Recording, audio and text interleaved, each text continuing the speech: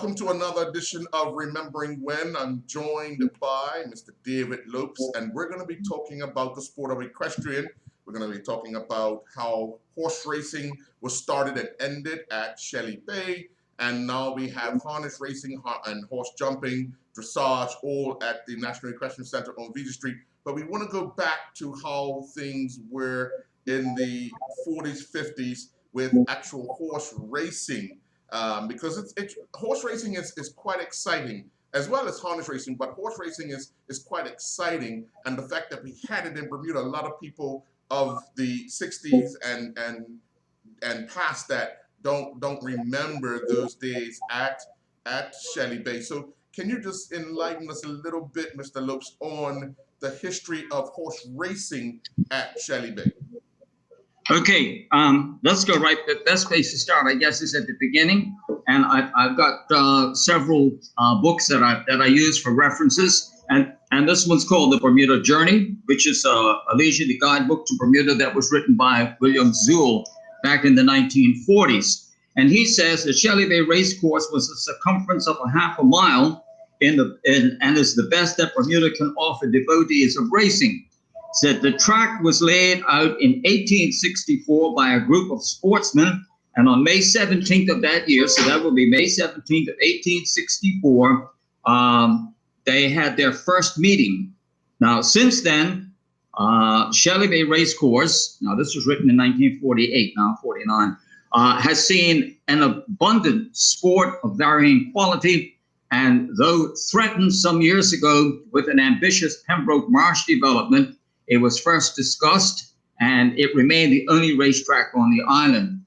For many years, Bermuda Derby Day was a local event of first importance, and that, I believe, was normally held on Boxing Day. Now, there had been plans to start a racetrack at Pembroke Marsh, and I believe someone has told me that there were remnants of what they thought was a track that never really took off, but they did try to get a track going at Pembroke Marsh.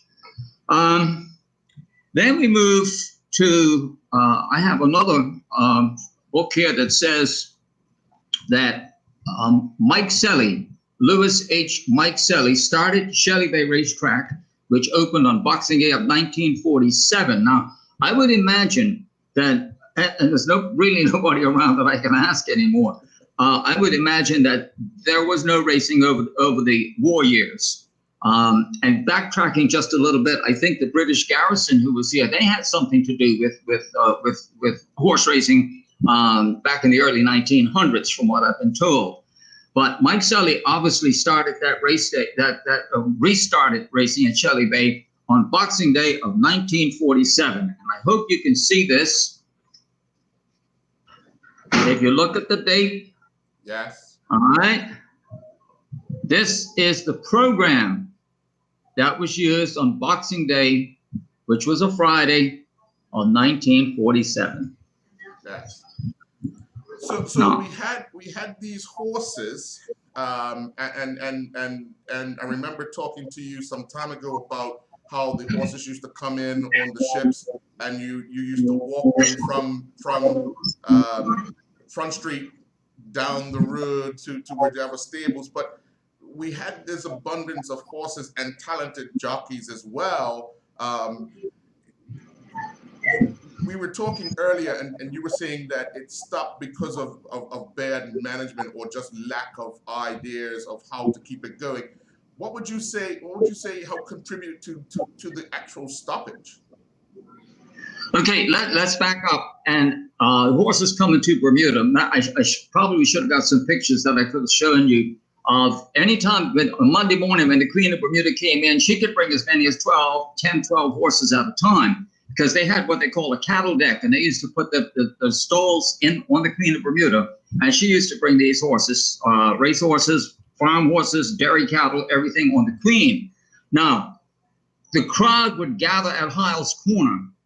There were no fences and all like we have on the docks today. And there would be the young guys from down in Shelley Bay and Bailey's Bay area who worked at the racetrack, and they would walk those horses along Front Street, up Lane Hill, Middle Road, through flats, all the way down to Shelley Bay Racetrack. There was only one trailer at that time. Abel Pimentel had a trailer, and they used that trailer to unload the horses. The trailer would be lifted up onto the boat. One horse at a time would come down, and when they were all down, they would all walk nose to tail to Shelley Bay. So the other thing is that a lot of the horses that came here had their fan base in the United States. Racetracks in New York and in the tri-state area, and also in New England. A lot of the visitors that came here were former owners of some of those horses, and they would head to the racetrack to see their former horses run. Now, Shelley Bay was the only racetrack that I have ever heard of that ran both flat racing, which is thoroughbreds, and harness racing, which is the standardbreds. Now, there's supposed to be two different surfaces for the type of horse that you're racing. But in those days, we raced both standardbreds and thoroughbreds, and the visitors, they thought that was great because they didn't see any of that back in their home. Now, some of the hotels also owned horses, and they would go to the races to support the horses of the hotel where they were staying. Mr. Tunbridge owned Harmony Hall, and I guess the most famous hotel-owned horse was Gombey Dancer. Gombey Dancer was owned by Harmony Hall. The Breeze had a horse called Beachcomber. Now, the Halfway House, which was in Flats Village, where the village entry is now, was owned by Manuel Ferreira. Manuel Ferreira had several horses. I guess his fastest and best was Nancy Ensign. Buena Vista Hotel on Harbor Road, which I believe was owned by Mr. Clyde Lejour, had a big gray mare named Lady Edwina, and several others. Now, when you go to your jockeys, we had our local jockeys, and I have a picture here of three of these guys. I hope you can see them. No, you only see two, right? So let's go over here. That's Shorty Charm on the right. In the middle is Ray Seamus and Malcolm Furbett, Bay Boy, on the other side there. Now, these guys, along with Seawood Fox, unfortunately, I don't have a picture of Seawood Fox. He was also a very good local jockey. But they were probably, I think Noel Pedro, probably, and Noel's still with us. He rode down there, and Eddie Davis also not only rode but drove later on in his later years. But the jockey pool was supplemented. If you remember last fall, we had a gentleman who visited Bermuda, Cliff Taylor from England. And he came here in 1953 through the auspices of Mr. Stanhope Joel. Mr. Stanhope Joel was very well known in horse racing in England, and he lived in Bermuda, and he also had horses here as well. And so Cliff Taylor came here. There was another Englishman by the name of Ben Goulden who also came here and rode. We had a couple of jockeys that came here from Canada. One guy's name was Wilson. I can't remember the other one's name. He married a local girl, and they moved back to Canada. We also had a guy here from Jamaica. He was a wild rider. I still remember him, but I don't remember his name. We're talking about, 65, 70 years ago. Yes. Now, on the other hand, people who went abroad, Keith Stewart, I don't remember Keith Stewart riding, so he must have rode in those early years, but he made a career riding abroad. And then as far as harness racing is concerned, Winky Mello drove at Yonkers and Roosevelt in New York. He was a trainer, and also he drove in races. Then we have Easter Lily, who was Gerald Smith, also worked at those major harness tracks in New York. And in latter years, Alfred Ferreira, Spiky Ferreira, moved to Canada, and he rode at Greenwood and Fort Erie and Woodbine and those various racetracks. If I'm leaving somebody's name out, I'm sorry, but I'm trying to do the best I can with keeping up with all of these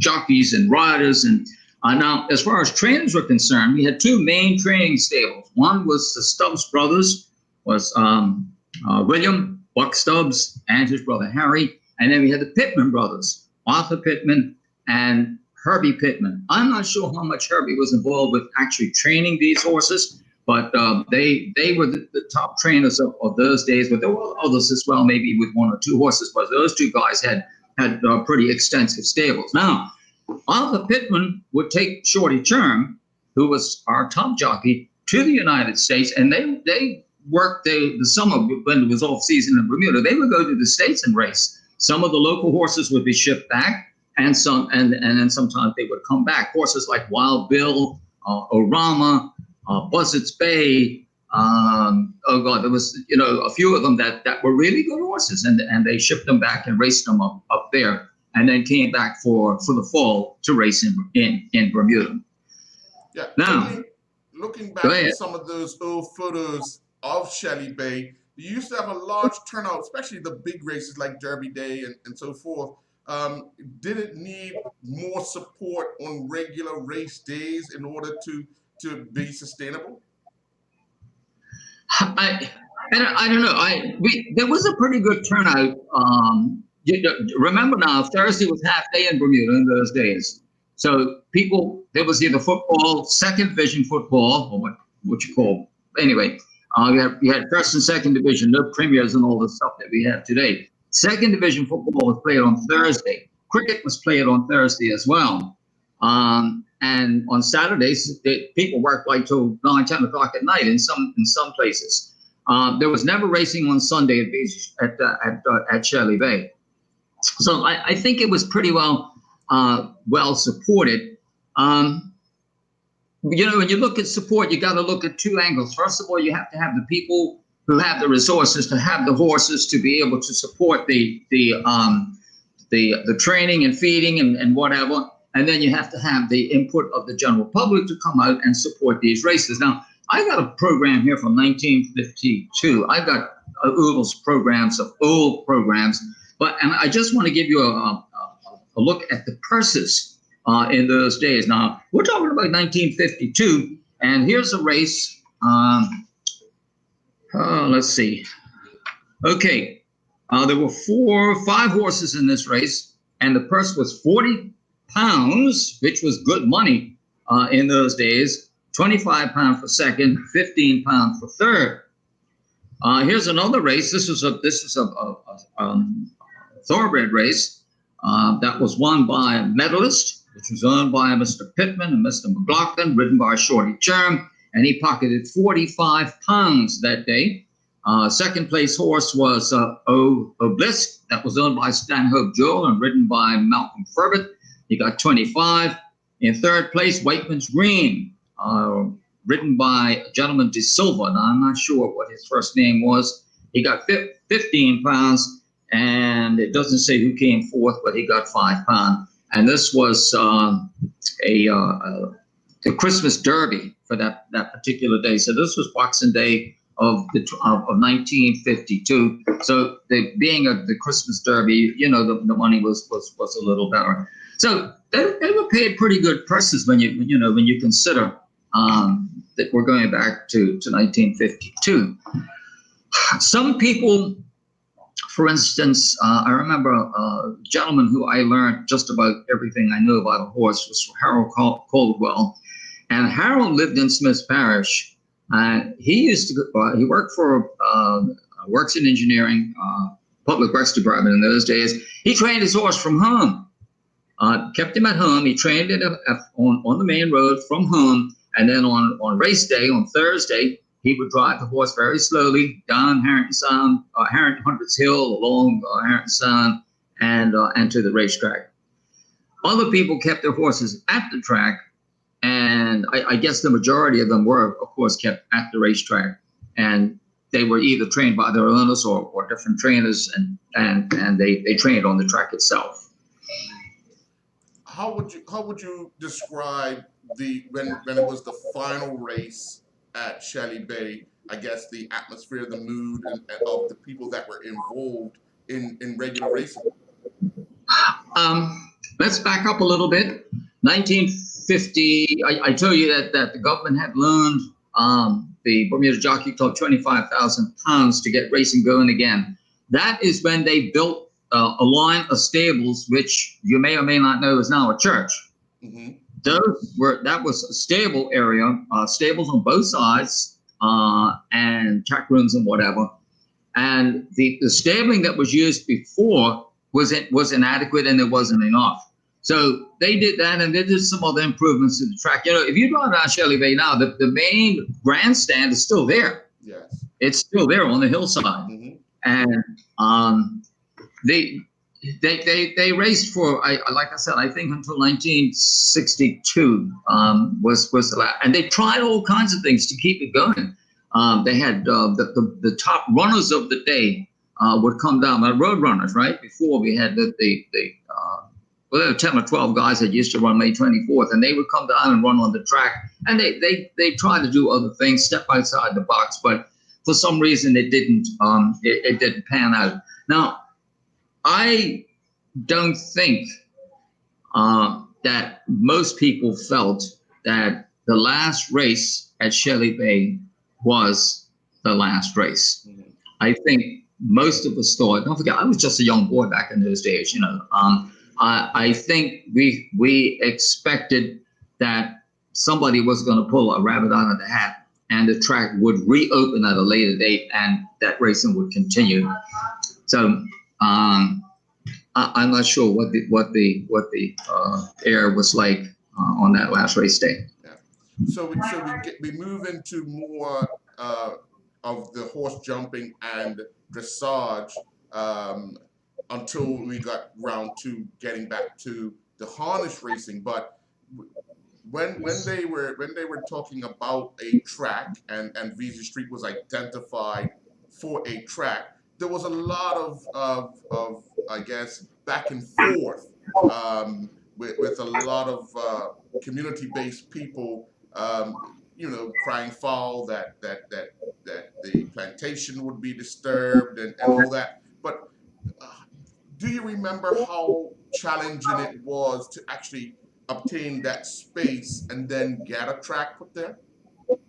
Okay, let's back up to when horse racing finished at Shelley Bay. A group of people, Harold Codwell was one of them, Dr. Patrick Heslop was another. There was a group of them who were able to get that field.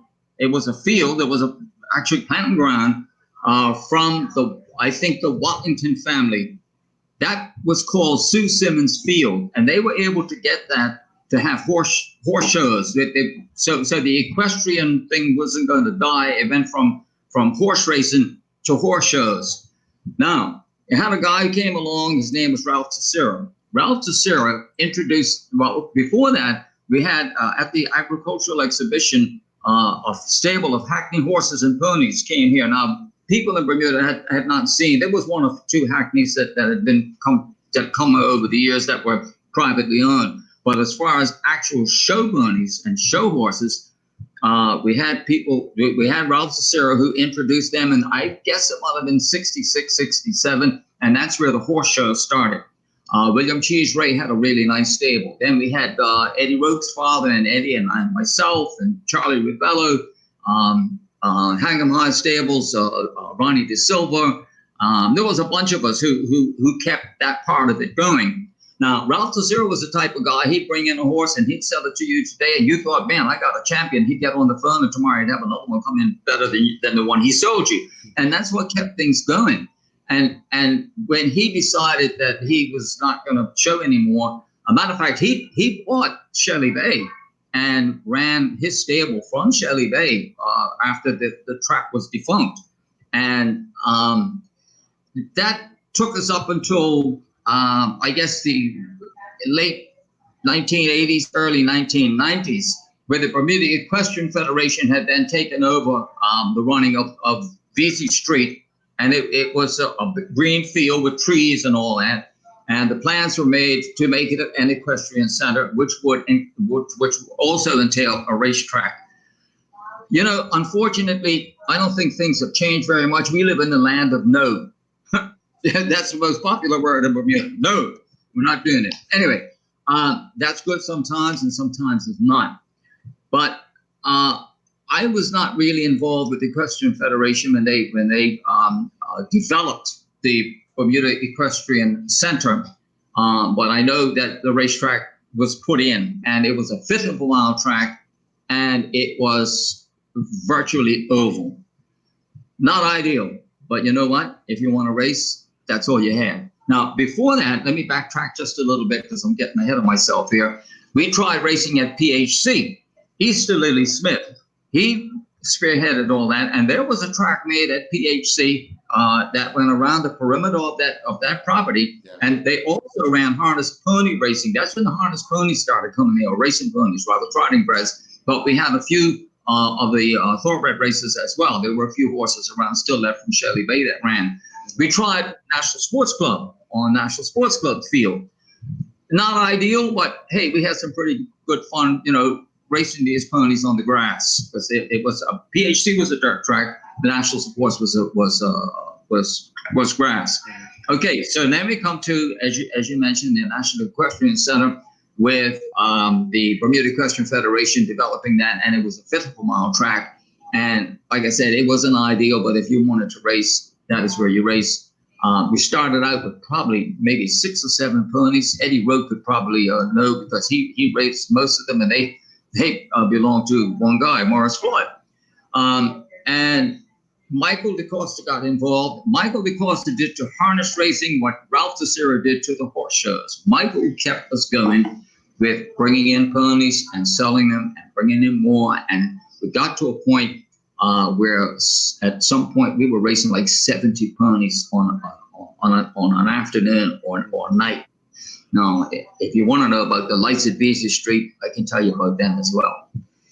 Well, actually, let's get to that, because in order to have race scheduling and so forth, some days you guys were going on Friday evenings or Saturday evenings or on a Sunday. So to get that up and running, was the lights installed once the equestrian center opened, or did they come later? Okay, I can tell you all about the lights at Vesey Street, okay? Because we talked about lights at Vesey Street for a while. We were having a meeting at Judy Bond's house, which is just down the road from ZBM, and somebody said, "You guys will never get those lights up."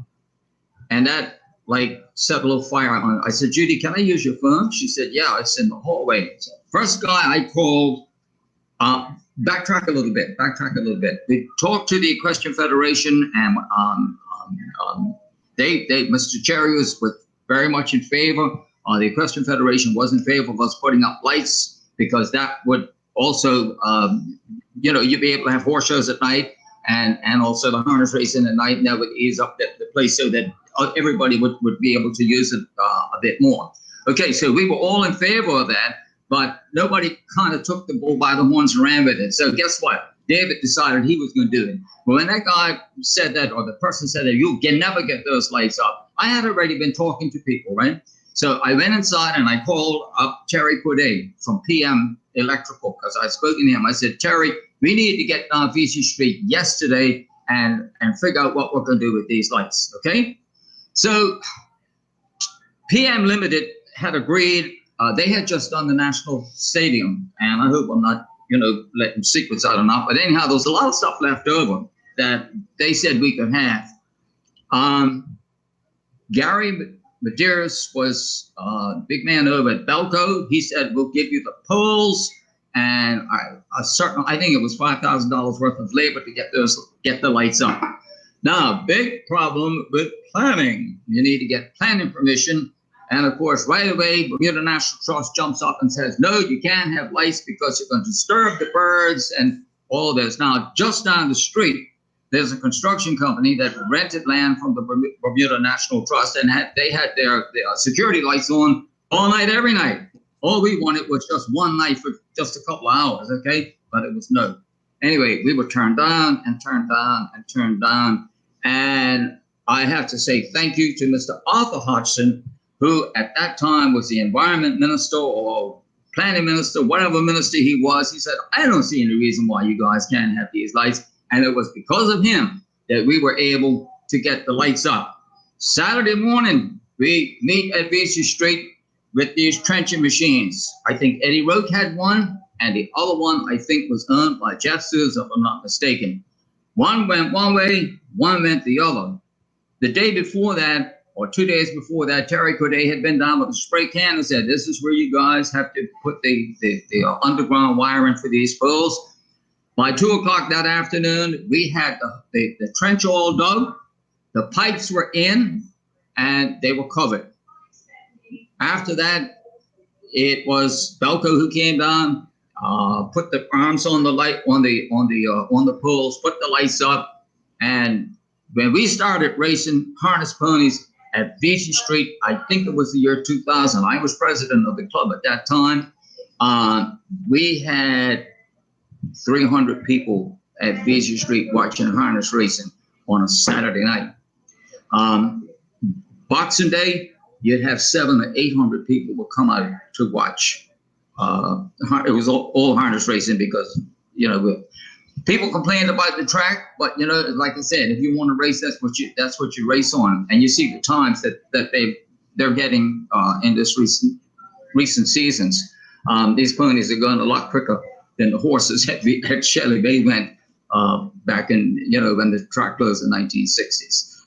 So it was a battle to get the lights up, but I think it was the right thing to do, and we had some pretty good harness racing, and people came out and really enjoyed themselves at Vesey Street.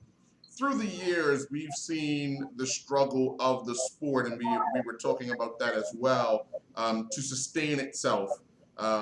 It's not a cheap sport because there's a lot of maintenance that go on with horses. It's a lot of maintenance goes on with the equipment that is used and the like. So where do you see it down the road if it doesn't get a big injection like the two did at Shelley Bay and at Vesey Street when it first started? Okay, I don't think what harness pony racing in Bermuda is going through is unique to harness pony racing. I think all sports in Bermuda are struggling. Race tracks throughout the world, or throughout North America anyway, are struggling. Harness pony racing, the mecca for harness pony racing is Indiana. And most of the harness pony racing is in Indiana, and they do have a track in Florida called Sunshine Raceway, which they race over the winter time in Florida because the weather is conducive. What is going to, I believe things go in circles, and I think we're going through a lull right now, but let's look at some of the other sports. I can show you pictures of what we now call the Bermuda Sports Center, whatever you want to call it, up in Prospect. Before it was the Sports Center, it was called Prospect Field, and it was a big hill there. I can show you pictures of people come out to watch a football game, okay? Yes. No seats, no bathrooms, shoulder to shoulder, 4,000 or 5,000 people on that hillside watching a football game. Yes. You'd never see that today. I think one of the reasons is because we've lost track of seasons. The good book will tell you for everything there's a season. Now we play football in the summer, we play cricket in the winter, everything. People would look forward. We used to have what we call the Martin Muir Cup, a trophy that was donated by the then governor, Lord Martin Muir. And the top, I think, either 4 or 6 teams would play for the Martin Muir Cup from the standings of the year before. I was very involved with Hotels International Football Club back in those days. You had Vasco da Gama that had quite a team, PHC, North Village. These were hot teams. And you get 4,000 people over BA on a Thursday night, man, or 4,000 people over the rec to watch these games. And you didn't have the nonsense that you have to put up with today. People enjoyed themselves. It was good football. These guys played really good, and people wanted to come out and watch the Bumler Bells and people like that, because they play football, man. And so I don't know about the other sports as far as motocross. Look at powerboat racing. Look at what. You used to have 40 boats going around the island. Today, you're lucky if you have 10. Yeah. So it's not only harness racing. I think sport is suffering. Why? Well, you know what? People can sit in the luxury of their own home, how luxurious it might be, on a Sunday afternoon. You can watch NFL. You can watch NBA. You can watch NASCAR. You can watch football. When Sean Gola was playing in England, we used to have people who had Sky Sports or whatever, who would take those those games and you can watch them through the week. Now you can watch them as they happen. So, I think that's one of the reasons why people don't come out, because they can stay home and watch these sports. Not a good situation, but what can we do about it?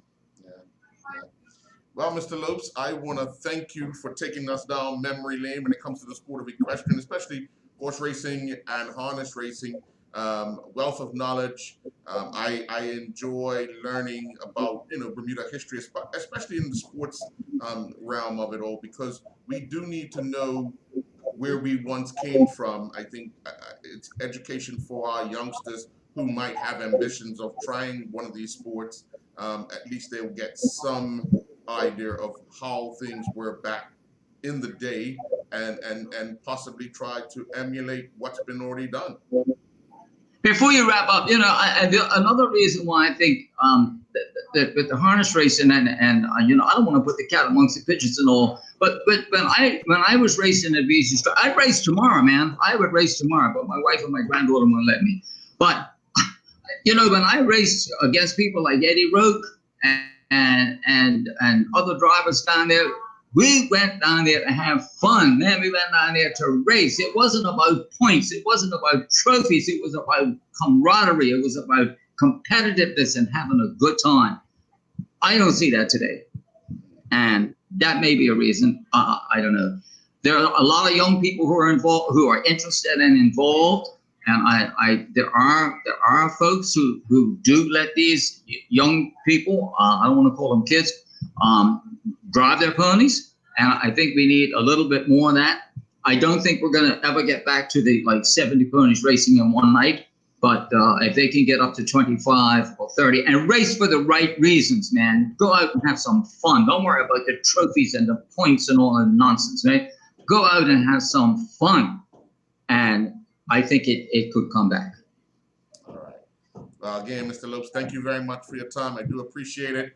Folks, that's it for another edition of Remembering When, and we want to thank Mr. David Lopes. Do enjoy the rest of your day.